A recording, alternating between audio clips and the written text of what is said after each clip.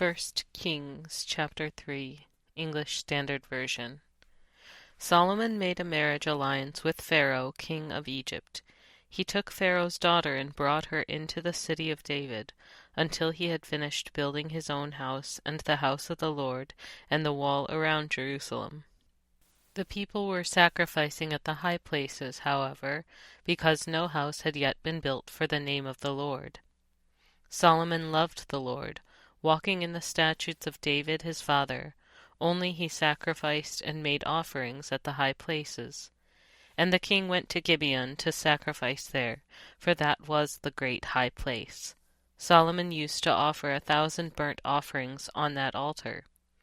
At Gibeon the Lord appeared to Solomon in a dream by night, and God said, "Ask what I shall give you."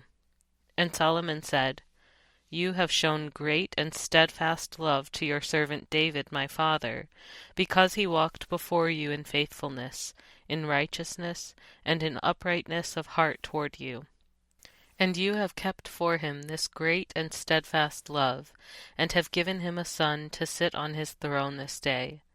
And now, O Lord my God, you have made your servant king in place of David my father, although I am but a little child. I do not know how to go out or come in. And your servant is in the midst of your people whom you have chosen, a great people, too many to be numbered or counted for multitude. Give your servant therefore an understanding mind to govern your people, that I may discern between good and evil. For who is able to govern this your great people?"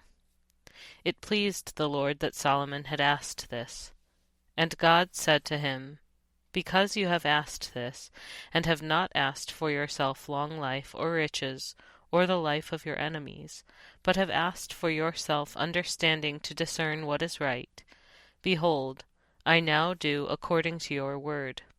Behold, I give you a wise and discerning mind, so that none like you has been before you, and none like you shall arise after you. I give you also what you have not asked, both riches and honor, so that no other king shall compare with you all your days. And if you will walk in my ways, keeping my statutes and my commandments, as your father David walked, then I will lengthen your days." And Solomon awoke, and behold, it was a dream.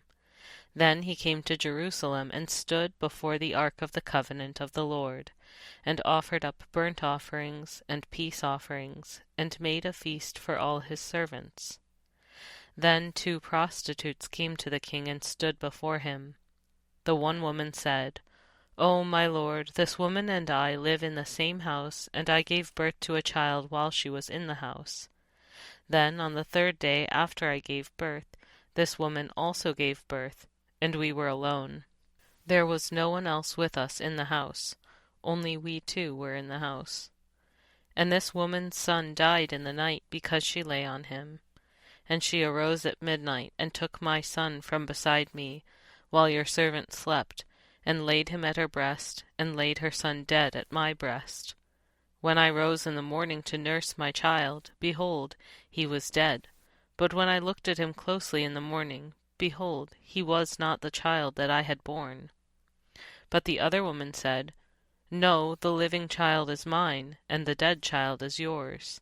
The first said, "No, the dead child is yours, and the living child is mine." Thus they spoke before the king. Then the king said, "The one says, 'This is my son that is alive, and your son is dead.' And the other says, 'No, but your son is dead, and my son is the living one.'" And the king said, "Bring me a sword." So a sword was brought before the king. And the king said, "Divide the living child in 2, and give half to the one and half to the other." Then the woman whose son was alive said to the king, because her heart yearned for her son, "O my lord, give her the living child, and by no means put him to death."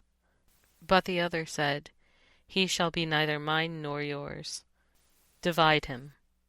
Then the king answered and said, "Give the living child to the first woman, and by no means put him to death. She is his mother." And all Israel heard of the judgment that the king had rendered, and they stood in awe of the king, because they perceived that the wisdom of God was in him to do justice.